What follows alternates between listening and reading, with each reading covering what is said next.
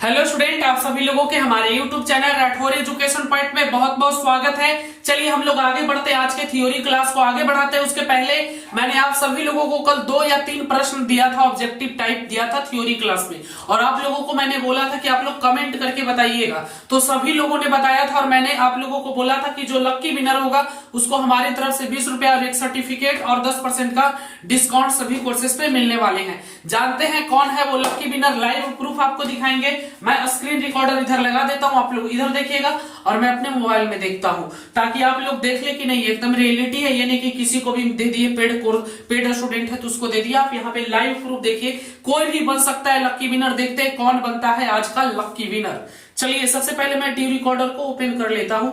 आपने अगर कमेंट नहीं किया तो जल्दी से कमेंट कर दो, जल्दी से अभी भी कर सकते हो। अभी भी 1 मिनट का समय है। कल जो पढ़ाए थे ना, थ्योरी में पढ़ाए थे ना पॉलिटिकल साइंस, जल्दी से कमेंट कर दो, अभी मौका है, जल्दी से कर दो, तुम भी बन सकते हो लक्की विनर। बाकी देखते हैं कौन बनता है लक्की विनर। हम कॉपी कर लेते हैं इसको, देखिए यहाँ पे आप लोग इधर देखिएगा, कॉपी कर लिया। अब मैं चलता हूँ गूगल में। चलिए गूगल में चलते हैं हम लोग। गूगल में जाके यहाँ पे देख लीजिए, रैंडम कमेंट पिकर है, इसमें देखते हैं कौन बनता है आज का लक्की विनर। कोई भी हो सकता है ना। चलिए मैं यहाँ पे वीडियो का लिंक पेस्ट कर देता हूं। चलिए कौन बनेगा लक्की विनर देखते हैं हम लोग। कंटिन्यू पे क्लिक कर देते हैं। पिक ए विनर पे जैसे ही क्लिक करेंगे आज का लक्की विनर हमारे सामने आ जाएगा। देखते हैं किसका लक सबसे अच्छा है, कौन बनता है आज का लक्की विनर। अगर आप आज नहीं बनते हैं तो आप कल बन जाइएगा लक्की विनर। आज भी इस प्रकार का होने वाला है, ऑब्जेक्टिव क्वेश्चन देंगे, आप लोग कमेंट करके बताइएगा, ठीक है। तो देखते हैं कौन है आज का हमारा लकी विनर। देखते हैं किसका लक है सबसे अच्छा। चलिए शुरू हो गया है। चलिए सिंह रागनी आज का लक्की विनर बने हैं। सिंह रागनी देख लीजिए, सिंह रागनी है जो बन चुके आज का लक्की विनर। 1 का बी, 2 का डी, 3 का सी। देख लीजिए आप लोग लाइव देख सकते हैं, मैंने कुछ भी नहीं किया, सिर्फ यूट्यूब का लिंक लाया, पेस्ट किया और खुद यूट्यूब ने ही कह दिया कि नहीं सिंह रागनी को ही आज का लक्की विनर बना दिया। तो मैंने तो कुछ नहीं किया भाई, नहीं बोलना कि मैंने कुछ किया है। कल आप आज नहीं तो कल लक्की विनर आप भी बन सकते हैं। बस आपको पार्टिसिपेट कैसे करना है, वीडियो को अंत तक देखिएगा, थ्योरी क्लास को मैं अंत में बताऊंगा। चलिए बंद कर लेते हैं इसको। चलिए बंद कर दिया मैंने। चलिए आज के क्लास को हम लोग शुरू करते हैं। चलिए ठीक है, मैंने ये क्लास को आपको पेड क्लास में पढ़ा दिया है। बाकी जो लोग नहीं पढ़े हैं यूट्यूब पे वो पढ़ लेंगे, बाकी जो पेड कोर्स में पढ़े हैं वो भी पढ़ लेंगे, फायदा करेगा। चलिए सबसे पहले भारतीय संविधान के बारे में थोड़ी सी बता देते। पेड कोर्स में नहीं बताया मैंने, बट आप लोगों को बता देंगे, आप लोगों से ज्यादा प्यार करते हो। चलिए भारतीय संविधान के बारे में थोड़ी सी जानकारी देंगे, थोड़ा ऊपरे भले, कहते ना ऊपरे भले। भारतीय संविधान के बारे में हमें आजादी कैसे मिली थी थोड़ा जानकारी देंगे। आजादी तो आप लोगों को पता है कि हम लोग 200 वर्षों तक अंग्रेजों के गुलाम रहे थे, है ना। 200 वर्षों तक अंग्रेजी हुकूमत हमारे ऊपर शासन की थी, है ना, हमारे ऊपर शासन की थी। इतने आसानी से आजादी हम लोगों को मिली नहीं थी।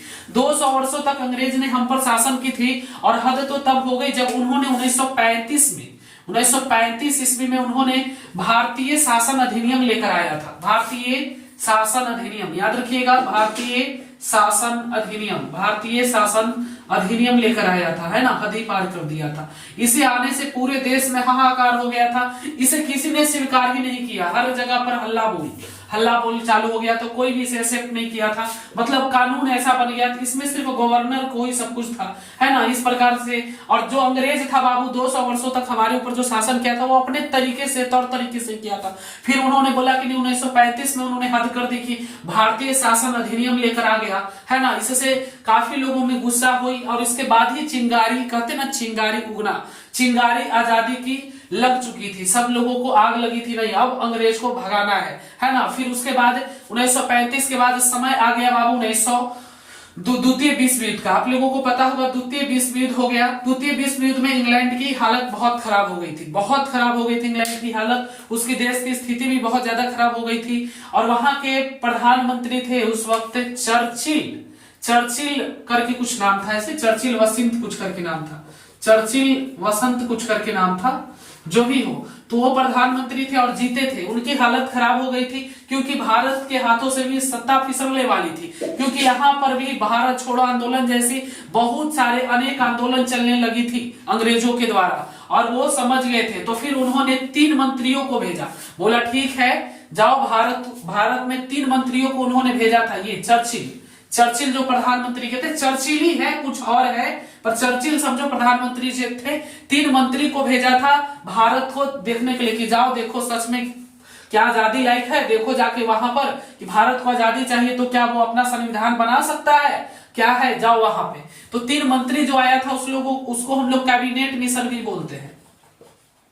कैबिनेट मिशन भी हम लोग इसको बोलते हैं बाबू, याद रखिएगा। जो तीनों आए थे तो यहाँ पर उन्होंने आकर कैबिनेट मिशन जब आया तो भारत को बताया कि भारत ने बोला हमें आजादी चाहिए, और आसानी से आजादी भारत को फिर मिल गई थी, क्योंकि उनको भी समझ हो गया था, क्योंकि उनको छोड़ना पड़ा और फिर छोड़कर चले गए। उसी वक्त इन्होंने जो कैबिनेट मिशन आए थे, कांग्रेसी सरकार और जो ये थे मुस्लिम लीग, अलग अलग कर दिया था, पाकिस्तान और हिंदुस्तान को अलग हो गए थे उस वक्त। ज्यादा नहीं जानेंगे इस सब चीजों के बारे में। तो कैबिनेट मिशन उसको बोलते हैं जो 3 मंत्री आए थे, है ना। चलिए अब आगे जाते हैं बाबू। ये कैबिनेट मिशन था, उसके बाद भारत अलग हो गया था और भारत ने फिर 14 जुलाई 1900 जब ये चले गए यहां से, तो सबसे देखिए तो छोड़कर चले गए, और भारत की सबसे बड़ी प्रॉब्लम, भारत तो स्वतंत्र हो गया, गणतंत्र हो गया था, सही बात है, पर उसके बाद भारत का सबसे बड़ा प्रॉब्लम था कि संविधान कैसे बनाया जाए, भारतीय संविधान बने कैसे। हाँ, सबसे बड़ी प्रॉब्लम थी। संविधान इसलिए बनाना था, यहाँ अनेक प्रकार की जाति, धर्म, भाषा के लोग रहते थे, सभी लोगों को रख कर बनाना था। हम लोगों को बहुत जरूरी था संविधान, अपना कानून बनाना, है ना। इतनी जनसंख्या ऑलरेडी भारत स्टार्टिंग से ही काफी रहा है, आपको पता है। तो फिर 14 जुलाई 1947 को अपना झंडा, है ना, फ्लैग, अपना झंडा देख सकते हैं, अपना प्यारा झंडा, जय हिंद, तो ये अपना झंडा घोषित हो गया था 14 जुलाई 1947 को। फिर प्रॉब्लम हुई कि भारत में आपको पता होगा कि राजाओं की शासन होती थी, तो राजाओं को बुलाया गया कि सभी राजाओं को बुलाया जाए।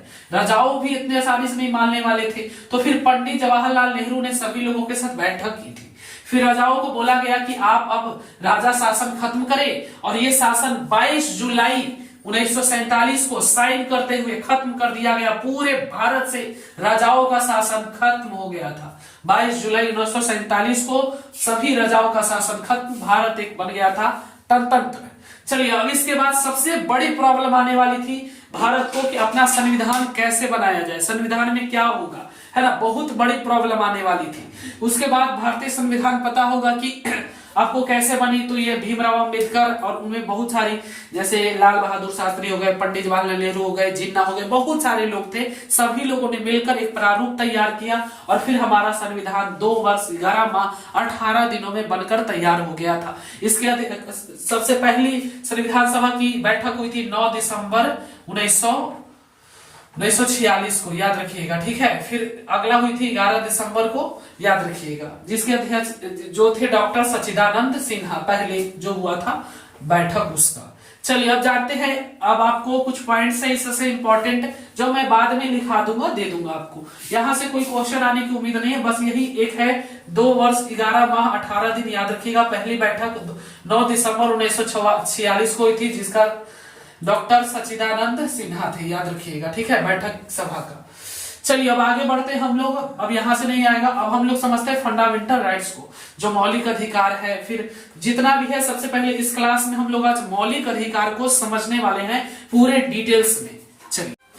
चलिए तो हम लोगों का मूल अधिकार को समझते हैं। मैंने पेड क्लास में जो पेड कोर्स के स्टूडेंट हैं उनको पढ़ा दिया है, फिर भी आप समझिएगा, एक बार और समझ लेंगे तो कोई दिक्कत नहीं होगा, अनपढ़ तो नहीं करेगा। इसलिए जो पेड कोर्स के स्टूडेंट है वो भी क्लास को कर लीजिए, बेहतर रहेगा। बाकी यूट्यूब वाले तो करेंगे ही, उनको क्लास दिया ही जा रहा है, यूट्यूब पर तो मैंने करवाया नहीं है, पेड कोर्स में हो गया था। चलिए मूल अधिकार को सबसे पहले समझते हैं, फंडामेंटल राइट्स को। फंडामेंटल राइट्स को हम लोग समझते हैं। फंडामेंटल राइट्स का मतलब होता है मूल अधिकार, याद रखिएगा, फंडामेंटल राइट्स का मतलब होता है मूल अधिकार। मूल अधिकार मतलब जो आपसे कोई भी नहीं छीन सकता। मूल अधिकार का मतलब होता है जो आपसे कोई भी नहीं छीन सकता। मूल अधिकार कितने हमारे संविधान में, तो अभी वर्तमान में 6 हैं, पहले 7 थे पर अब 6 हो गए। 7वां कौन था और क्यों हटा, ये जानते हैं। देखिए अभी तो 6 है हमारे संविधान में, हमारे संविधान में अभी 6 मूल अधिकार है, पर हमारे संविधान में पहले 7 मूल अधिकार थे। 7 मूल अधिकार थे, अभी 6 मूल अधिकार हैं। जो 7वां था वो था संपत्ति का अधिकार, संपत्ति का अधिकार, जिसको अब हटा दिया गया है। संपत्ति का अधिकार भी हमारा पहले मूल अधिकार था। जैसे हमारा संविधान जब बना था तो बहुत सारी गलतियां हो गई थी जिसको सुधारने की जरूरत थी, उसको सुधारा गया, संशोधित किया गया, तो उसी को इसको भी संशोधित किया गया। देखिए मूल अधिकार का मतलब होता है जो आपसे नहीं छीन सकता। सोचिए कि अगर संपत्ति का अधिकार मूल अधिकार होता तो आप अपने जमीन को नहीं देते सरकार को, क्योंकि ये आपका मूल अधिकार है, आपसे कोई नहीं छीन सकता है। अगर मूल अधिकार को आपसे कोई छीनता है तो आप जा सकते हैं हाई कोर्ट या सुप्रीम कोर्ट, है ना। हाई कोर्ट और सुप्रीम कोर्ट जा सकते हैं। हाई कोर्ट जा सकते हैं 226 आर्टिकल में, सुप्रीम कोर्ट जा सकते हैं 32 आर्टिकल में, ये आपने पढ़ा है। तो इसका उल्लंघन कोई कर ही नहीं सकता है, इसका उल्लंघन कोई भी नहीं कर सकता। ये आपका अधिकार है, ये आपको संविधान ने अधिकार दिया है। मैं इसको 2 से 3 क्लास में पूरा समझा दूंगा आपको क्या है ये। तो देखिए पहले आपका अभी तो 6 मूल अधिकार है, पहले 7 था अब 6 हो गया। एक जो मूल अधिकार था संपत्ति का अधिकार, अगर ये मूल अधिकार रखता तो क्या आप अपने खेत को या आप अपने संपत्ति को सरकार को देते? नहीं देते। मूल अधिकार था और सरकार भी नहीं ले सकती थी। अगर सरकार लेती तो सुप्रीम कोर्ट, समझ रहे हैं, सुप्रीम कोर्ट हाई कोर्ट बोलता है कि सुप्रीम कोर्ट हाई कोर्ट लेना नहीं दे। सुप्रीम कोर्ट रक्षक होता है इसका रक्षक भी बोलते हैं। पूछेगा कि मूल अधिकार के रक्षक कौन होते हैं, तो हाई कोर्ट और सुप्रीम कोर्ट। अगर आपको ये अधिकार आपसे कोई भी छीन रहा है, सरकार हो, कोई भी हो, राष्ट्रपति हो चाहे प्रधानमंत्री कोई भी हो, ये अधिकार आपसे कोई भी अगर छीन रहा है तो आप डायरेक्ट हाई कोर्ट 226 आर्टिकल में या सुप्रीम कोर्ट 32 आर्टिकल में जा सकते हैं। यानी ये अधिकार आपसे कोई भी नहीं छीन सकता, ये आपके मूल अधिकार है, ये आपसे कोई भी नहीं छीनेगा। तो संपत्ति का अधिकार जब मूल अधिकार था तो ये भी तो कोई नहीं छीनता। अगर छीनता तो फिर सुप्रीम कोर्ट उसको बताइए देता। सुप्रीम कोर्ट हाई कोर्ट तो सबके बापू का बाप है ना। ये तो किसी का नहीं सुनता, सरकार का भी नहीं सुनता, सरकार को भी लताड़ देता है। इसके सामने सब फेल है, इससे ऊपर कोई नहीं है। ये बापू का बाप है, मोदी का भी बाप है, तो सुप्रीम कोर्ट हाई कोर्ट सबका बाप है। तो सोचिए कि अगर ये संपत्ति का अधिकार मूल अधिकार में होता तो क्या आप मूल अधिकार रहता तो आप अपने संपत्ति को देते?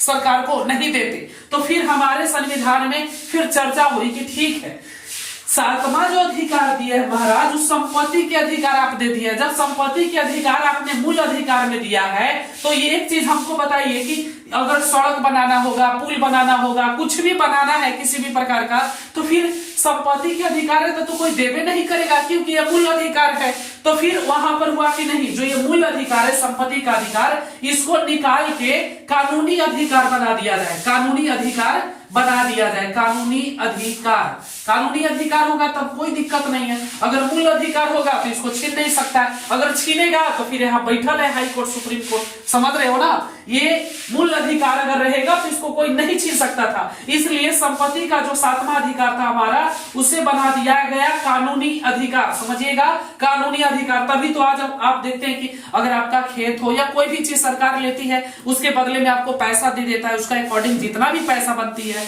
10 लाख, 20 लाख, 40 लाख, 50 लाख, जो भी उस खेत की कीमत होती है। अगर घर बना हुआ है तो और अधिक आपको पैसा मिल जाती है। तो ये कानूनी अधिकार हो गया। कानूनी अधिकार हो गया तो आपसे सरकार आपके खेत को ले सकती है, आपसे कभी भी ले लेगी, वो पैसा दे देगा। इसके लिए आप कुछ कर भी नहीं सकते, क्योंकि ये कानूनी अधिकार है। अगर ये मूल अधिकार होता तो खुद सरकार नहीं लेता, कहता इसका मूल अधिकार, इसे कैसे लोगे, है ना। तो जो 7वां अधिकार था संपत्ति का अधिकार, वो हट गया। अब सिर्फ और सिर्फ 6 ही अधिकार हमारे पास है। समानता का अधिकार, स्वतंत्रता का अधिकार, शोषण के विरुद्ध अधिकार, धार्मिक स्वतंत्रता का अधिकार, संस्कृति और शिक्षा संबंधित अधिकार, संवैधानिक उपचारों का अधिकार। ये क्या है, इन सभी को एक एक कर करके हम लोग डिटेल्स में समझने वाले हैं, डिटेल्स में। चलिए सबसे पहले समानता का अधिकार 14 से 18 है। समझते हैं ये क्या है।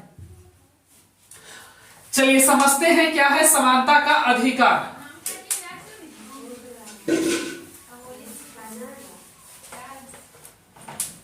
चलिए समानता के अधिकार को सबसे पहले हम लोग समझ लेते हैं।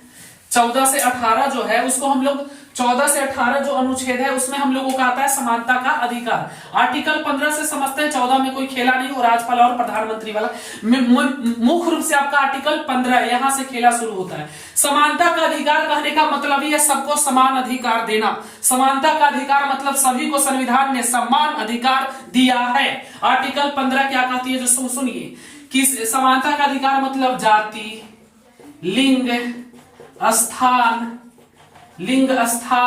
जन्म स्थान, किसी भी प्रकार से जन्म स्थान, इस प्रकार से आप भेदभाव नहीं कर सकते, भेदभाव नहीं कर सकते। समानता का अधिकार जाति, लिंग, स्थान, जन्म स्थान के अकॉर्डिंग आप भेदभाव नहीं कर सकते, आर्टिकल 15 कहता है। ध्यान दीजिए, आर्टिकल 15 कहता है कि आप किसी भी प्रकार से ये नहीं कह सकते कि हम बहुत उच्च जाति के, आप बहुत निम्न जाति के हैं। अगर किए तो ये मूल अधिकार है, फिर आपको पता है ना कहाँ जाइएगा जी, वही चले जाइएगा। अगर आपने ये काम किया, ये मूल अधिकार है, अगर आपका इसका उल्लंघन करते हैं तो आपको 6 महीने तक की जेल भी हो सकती है, जुर्माना भी हो सकती है। इसका रक्षक है सुप्रीम कोर्ट और हाई कोर्ट। अगर आपको कोई भी इस प्रकार से बोलता है तुम नीच जाति का है, तो आप बिल्कुल उसके खिलाफ कंप्लेन कर सकते हैं। लिंग के आधार पर, मतलब लड़का लड़की के आधार पर आप भेदभाव नहीं कर सकते। लड़का लड़की के आधार पर अगर आप भेदभाव करेंगे तो ये भी समानता का अधिकार है, इसमें भी आप फंसोगी। तो ये सब आपको अधिकार दिया गया और मूल अधिकार है जो आपसे कोई छीन नहीं सकता। स्थान के आधार पर ये नहीं कह सकता कि हम जम्मू कश्मीर में जन्म लिए या हम वहां पे जन्म लिए, तो उस आधार पर भी भेदभाव नहीं किया जा सकता। अगर कोई करेगा तो फिर समझ रहे हो ना कहां जाएगा जी। और इसका रक्षक है हाई कोर्ट और सुप्रीम कोर्ट, जो सबका बापों का बाप होता है। चलिए अब आगे बढ़ते हैं, आर्टिकल 16 को समझते हैं। आर्टिकल 15 हो गया, आर्टिकल 16 क्या है जो समझते हैं। आर्टिकल 16 क्या कहती है बाबू, आर्टिकल 16 को समझते हैं।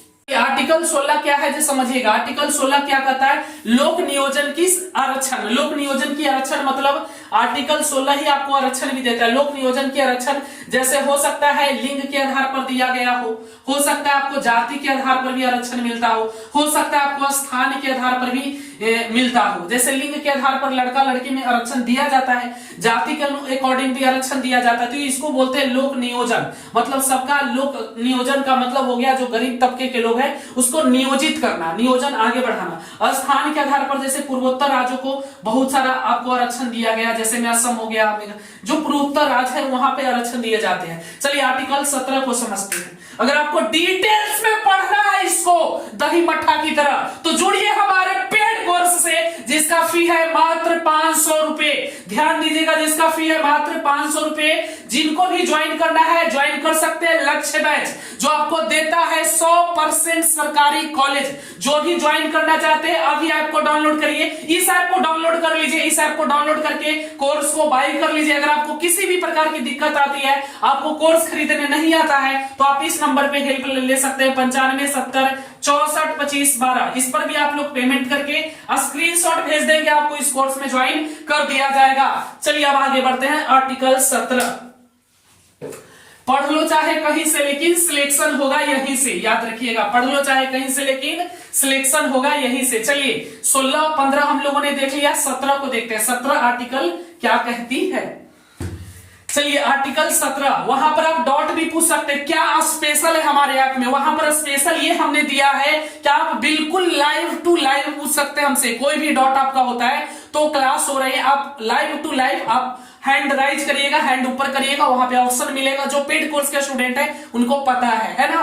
तो हैंड को ऊपर करिएगा, आप बोल सकते हैं, बात कर सकते हैं, बिल्कुल सामने टू सामने। लगेगा नहीं कि आप दूर से पढ़ रहे हो। ऐप में पूरी सुविधा है आपको, वहां पर आप टेस्ट पीडीएफ नोट सब कुछ मिलने वाला है मात्र 500 रुपए में, 499 रुपए में। लक्ष्य बैच। चलिए आगे बढ़ते हैं। आर्टिकल 15 हम लोगों ने समझा, 16 समझा। 17 आर्टिकल क्या कहता है। 17 आर्टिकल कहता है अप्रदृश्यता। अप्रदृश्यता क्या है, छुआछूत, इसको बोलते हैं छुआछूत। छुआछूत याद रखिएगा, छुआछूत जिसको बोलते हैं अप्रदृश्यता। आर्टिकल 17 के अंतर्गत आता है अप्रदृश्यता, छुआछूत। ये क्या होता है कि आप छुआछूत नहीं कर सकते हैं। आप छुआछूत नहीं कर सकते हैं कि हाँ हम बहुत अमीर आदमी, हमको मैं मत फेंको, हम गरीब आदमी है, नीच जात के है, उच्च जात के, छुआछूत नहीं कर सकते। छुआछूत करने का मतलब कोची हो गया, छुआछूत क्या रे है, लगैले है, गंदा है, ये है, वो है, भुइया है, इसमें मत फेंको। छुआछूत अगर आपने किया तो ये मूल अधिकार के अंतर्गत आती है। आप समझ लेना फिर आपका क्या काल होने वाला है। तो आप छुआछूत नहीं कर सकते। अगर आपसे कोई छुआछूत कर रहा है तो आपके पास मूल अधिकार है, फंडामेंटल राइट्स है कि आप उसके खिलाफ कंप्लेन कर सकते हैं। याद रखिएगा, छुआछूत आपसे कोई नहीं कर सकता। पर इसी बीच में वो एंट्री हो गया कोरोना का, जानते हैं ये कोरोना का एंट्री हो गया। अब कोरोना का जब एंट्री हुआ तो ये कानून के कर दिया तहस नहस। अब तो छुआछूत कर नहीं सकते, अगर छुआछूत किए तो फिर आर्टिकल 17 बोलता है कि छुआछूत नहीं कर सकते हैं, और कोरोना में करने पड़ा छुआछूत। अब यहाँ पे एक जजमेंट पास हुआ सुप्रीम कोर्ट से, क्या हुआ वहां पे, उन्होंने बोला कि देखिए एक बीमारी है तो यहाँ पर तो छुआछूत चलेगा। तो अकॉर्डिंग टू जब संविधान बना तो थोड़ी पता था कि कोरोना जैसा भी कोई बीमारी आने वाला है, तो अकॉर्डिंग टू दुनिया बदल रही है, डिजिटल हो रही है, तो उसी प्रकार से कोरोना जब आया तो बोला गया कि नहीं एक बीमारी है, यहाँ पे अगर आप छुआछूत करते हैं तो इसे हम फंडामेंटल राइट्स में नहीं रखेंगे और हम आप इसे चुनौती नहीं दे सकते कोर्ट में आप चुनौती नहीं देंगे। अगर आपको कोरोना हो गया था, आपसे छुआछूत लोग कर रहे हैं तो रियलिटी है, कोई दिक्कत नहीं है। यही में तुम बोलोगे हमसे छुआछूत कर रहा है, चल हम कोर्ट में चले, तेरे खिलाफ कंप्लेन लिखाएंगे, तो कोर्टवा बोलेगा पहले बढ़िया से पढ़ ले फिर आइए हमारा पास, कहा कि छुआछूत कर रहा है, तुमको बीमारी है तो हो सकती है, ठीक है, बीमारी था। चलिए अब आर्टिकल 18 को समझते हैं। आर्टिकल 17 समझ गए होंगे। संविधान में हमारा बहुत संशोधन होते रहता है ना, इसी प्रकार से ये संशोधित होते रहता है। अब कौन जान रहा था कि कोरोना माई आएंगी, अब आ गए ना। पर आर्टिकल 18 क्या कहता है, आर्टिकल 18 कहता है उपाधियों का अंत। आर्टिकल 18 क्या कहता है, उपाधियों का अंत, उपाधियों का अंत। उपाधियों का अंत क्या है, उपाधियों का अंत जो समझिएगा, उपाधियों का अंत क्या है बाबू, आर्टिकल 18 कहता है उपाधियों का अंत। जैसे आप कहिएगा बिल, आपका जैसे आप ऐसा नाम नहीं रख सकते, जैसा नाम जैसे रखता है ना बहुत सारे लोग अपना टाइटल के आगे लगा सकता है। देखिए दो तरह के यहाँ पे व्यक्ति हो सकता है, एक की जैसे देखिए सचिन तेंदुलकर है, मानते हैं सचिन तेंदुलकर है, अब उसको भारत रत्न मिला है तो कहेगा कि हम सरनेम में लगा लेते हैं भारत रत्न सचिन तेंदुलकर, गधा बड़ी मार पिटाएगा। अगर ऐसे बोल दिया तो ये फंडामेंटल राइट्स आता है और उपाधियों का अंत किया गया आर्टिकल 18 के अंतर्गत। आर्टिकल 18 के अंतर्गत आप इस प्रकार से नाम नहीं रख सकते, अपने एजुकेशन को दिखा सकते हैं, एजुकेशन रैंक को दिखा सकते हैं, इसमें कोई दिक्कत नहीं है, पर आप इस प्रकार से नाम नहीं रख सकते। जैसे कहेंगे महाराजा विक्रम कुमार, बोलेगा इससे कहने से कहीं ना कहीं दिक्कत प्रॉब्लम नहीं है। अब बोलेगा अमीर कुमार विक्रम, ऐसे कौन भाषा हुआ, आप बोलिएगा। इस प्रकार से आप कोई भी काम नहीं कर सकते, याद रखिएगा। आप अपने रैंक को दिखा, एजुकेशन रैंक को दिखा सकते, उसमें कोई दिक्कत नहीं है। एजुकेशन रैंक को दिखाइए, वो व्यक्ति का एजुकेशन दिखा रहा है, नहीं कि आप बोलिएगा महाराजा महारानी तो बड़ा कुटाई होगा, ये सब गलत चीजें है ना। उपाधियों का अंत हो गया, आप कोई भी उपाधि नहीं रख सकते, कोई भी उपाधि नहीं रखेंगे। हो सकता है आपको मिला है दादा भास्कर पुरस्कार या कोई भी पुरस्कार, भारत रत्न मिला, बहुत सारे पुरस्कार होते हैं, कोई पुरस्कार मिला और आप कहेंगे कि रुक हमारा भारत रत्न मिला है, तब हम कहेंगे भारत रत्न विक्रम कुमार, बोलेगा आओ बेटा खाली है जेल में जगह, भारत रत्न आप नहीं कर सकते, ये गलत चीजें हैं। हाँ, पर एजुकेशन रैंक को आप दिखा सकते हैं क्योंकि ये व्यक्ति का एजुकेशन बता रहा है, ठीक है, और ये व्यक्ति का एजुकेशन नहीं बता रहा है, ये एटीट्यूड बता रहा है कि हम ले लिए भारत रत्न, तो ये चीजें आप नहीं कर सकते। एजुकेशन रैंक को आप दिखा सकते हैं। जैसे में एजुकेशन रैंक को दिखाने का मतलब डॉक्टर हो सकता है, doctor Rakesh Kumar, doctor Sunil Kumar, doctor कुछ भी लगा के कर दो तुम, तो अगर डॉक्टर आगे लगाते हो तो ये एजुकेशन को दिखा रहा है। हो सकता है बहुत सारे एजुकेशन रैंक होते हैं, कर्नल ये सब, तो वो एजुकेशन को दिखा रहा है ना। थर्ड सेना में बहुत सारे होते हैं, तो एजुकेशन रैंक को दिखाना कोई अपराध नहीं है, एजुकेशन रैंक को दिखा सकते हो, कोई दिक्कत वाली बात नहीं है।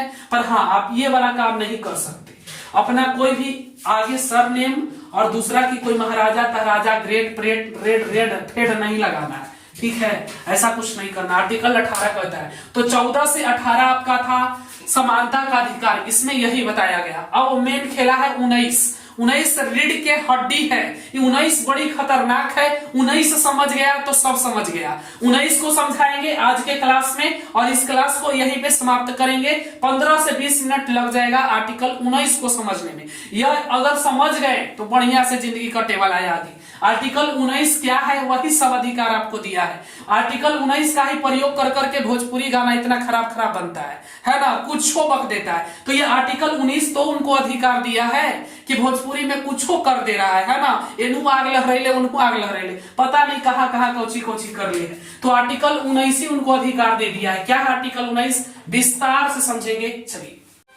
चलिए आर्टिकल 19 को समझेंगे और विस्तार से, आपको एकदम ध्यान पूर्वक सुनिएगा, अच्छे से समझाने वाले हैं। चलिए आर्टिकल 19। और आप लोगों को बता दें कि जो लोग भी पेड कोर्स को ज्वाइन नहीं किए हैं, 1000 से ज्यादा 3000 से ज्यादा ऐप डाउनलोड हो चुका है, सभी लोग कोर्स खरीद चुके हैं। यहां पर आप तैयारी कर सकते हैं, यूपीएससी, बीपीएससी, एसएससी, एसएससीजीडी, एसएससीजीएल, किसी भी परीक्षा की तैयारी करनी है, ऐप डाउनलोड करिए। वहां पर आपको बहुत सारे टीचर, टॉप टीचर पढ़ाने वाले हैं आपको।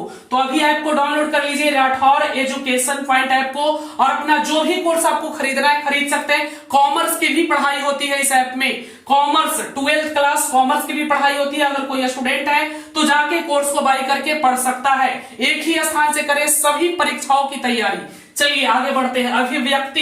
अभिव्यक्ति क्या है बाबू, समझते हैं। बोलने का अधिकार, बोलने का अधिकार आपको अगर नहीं देता तो आप सरकार के खिलाफ कुछ बोलते नहीं बोलते कि नरेंद्र मोदी काम नहीं कर रहा है, दाम बढ़ा दिया है, ये कर दिया है, जीएसटी ले आया है, एसटी ले आया है। बोलने का अधिकार आपको आर्टिकल 19 देती है। मौज मस्ती करने का अधिकार आपको आर्टिकल 19 देती है। बोलने का अधिकार आर्टिकल 19 तो जरूर देती है, इसका मतलब ये नहीं कि आप किसी को गाली गलौज करेंगे। बोलने का अधिकार लिमिट में रह के, मौज मस्ती करने का अधिकार लिमिट में रह के। मौज मस्ती के मतलब ये नहीं कि किसी के बेडरूम में घुस जाना, ठीक है। बोलने का अधिकार भी आपको मिला है।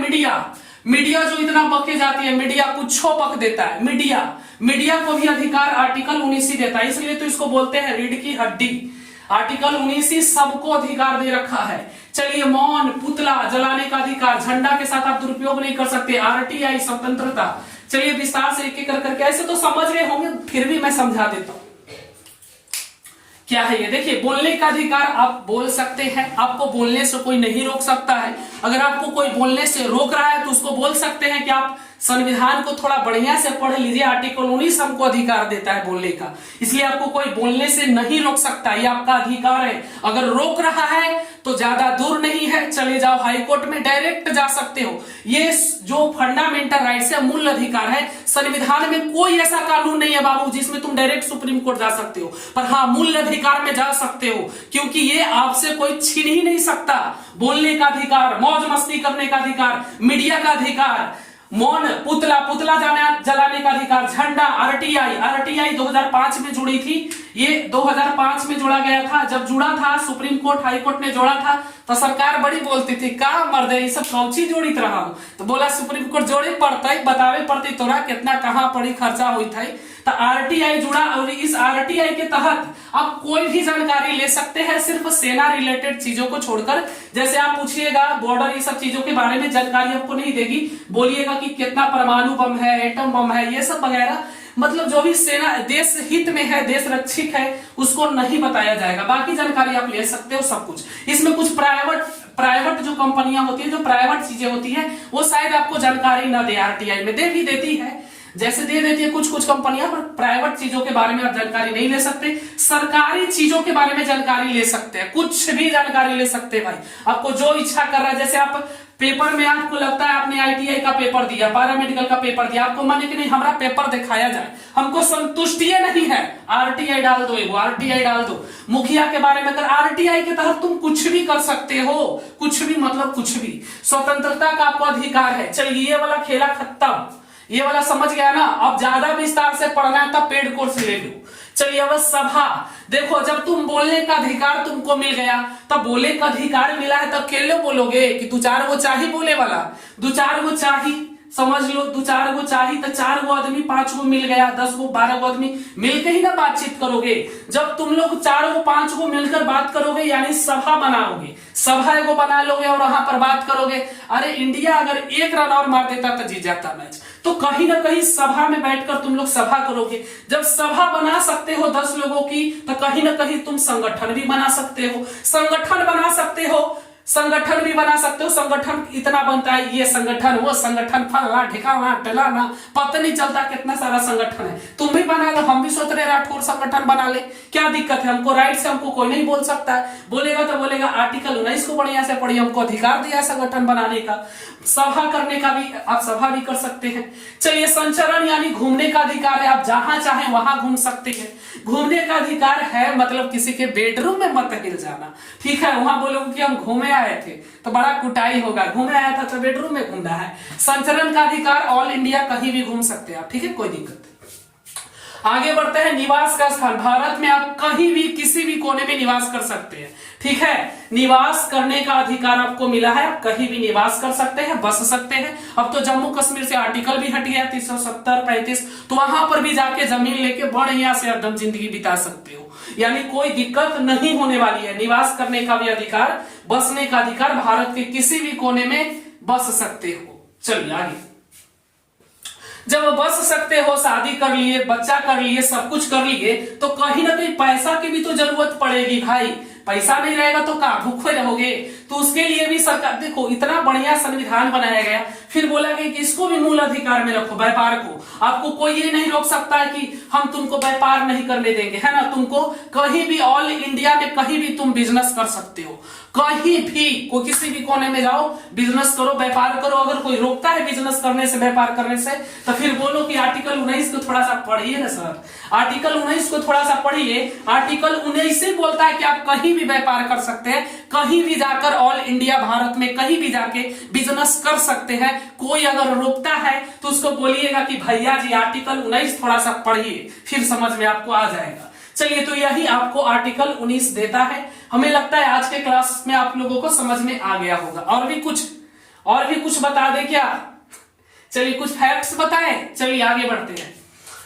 19 हो गया, 20 को अब हम लोग कल सीखेंगे। 20, 21, 22, 23, 24 तक मैं पढ़ाऊंगा, उसके बाद नहीं पढ़ाऊंगा। आप लोग पेड कोर्स को ज्वाइन कर लो, वहां पर इंग्लिश और मैथ का भी क्लास शुरू हो गया है। बाकी आपका यूट्यूब पे इंग्लिश और मैथ का क्लास थोड़ी दिनों में शुरू हो जाएगा, मैथ का भी और इंग्लिश का भी क्लास शुरू हो जाएगा, इंग्लिश और मैथ। चलिए बाबू, और जो लोग आपको सिर्फ ऑब्जेक्टिव पढ़ा रहे हैं ना, उन सब के चक्कर में मत रहिए, है ना। बहुत सारे लोग आपको सिर्फ ऑब्जेक्टिव पढ़ा रहे हैं, कुछ नहीं होगा ऑब्जेक्टिव से बाबू। ये कंपटीशन एग्जाम है, इन्हें की बहुआ वाला 10th 12th हो रहा है कि निकल जाएगा। यहाँ पर पढ़ेगा थ्योरी, याद रखिएगा। थ्योरी नहीं पढ़िएगा ना तो नहीं निकलने वाला एग्जाम, याद रखिएगा। बाकी अभी पॉलिटेक्निक के भी जो स्टूडेंट है उनका भी बैच लॉन्च हो गया है, डीएलएड का भी बैच लॉन्च हो चुका है, बीएड का भी बैच लॉन्च कर दिया है मैंने। अब जो भी परीक्षा की तैयारी करते हैं, मैम भी आ चुके हैं, सीईटी का भी, एसएससी सीजीएल टेस्ट सीरीज सब कुछ ऐप में अवेलेबल है। तो देर क्यों कर रहे हो भाई, अभी ऐप को डाउनलोड करो, डिस्क्रिप्शन में लिंक है। आज के क्लास को यहीं पे हम लोग समाप्त करते हैं। अगर आपको कोई डाउट है, कोई समस्या है तो कमेंट में कर सकते हैं। मिलेंगे कल, तब तक के लिए हंसते रहिए, मुस्कुराते रहिए और आगे बढ़ते रहिए। धन्यवाद।